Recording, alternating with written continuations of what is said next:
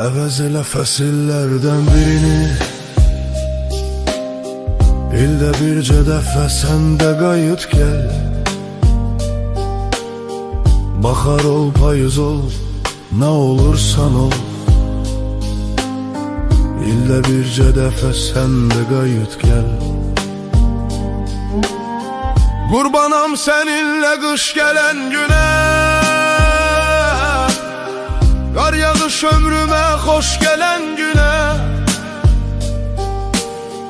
Qoşul yaşım üstə yaş gələn günə, ildə bircə dəfə sən də qayıt gəl. Yenə də bir dağın ətək yerində,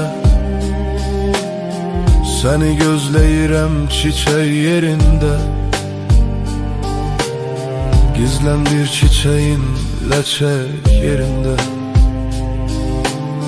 ildə bircə dəfə sən də qayıt gəl.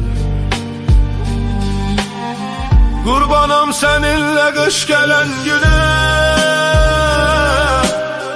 qar yağış ömrümə xoş gələn günə. Qoşul yaşım üstə yaş gələn günə, ildə bircə dəfə sən də qayıt gəl.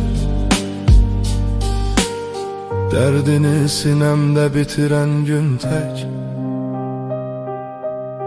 səni gözlərimdən itirən gün tək, elə gedişini gətirən gün tək, ildə bircə dəfə sən də qayıt gəl. Qayıt ki ömrümdə toy, bayram olsun,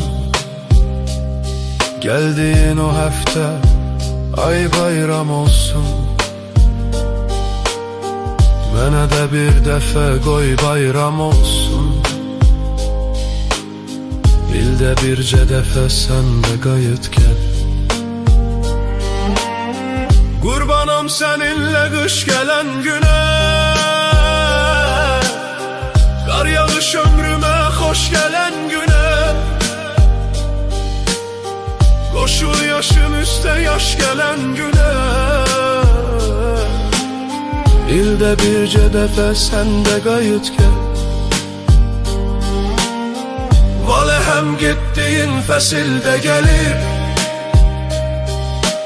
dünyaya bir yeni nəsil də gəldi. Vətənsiz ömrümə bir ildə gəlir, ildə bircə dəfə sən də qayıt gəl.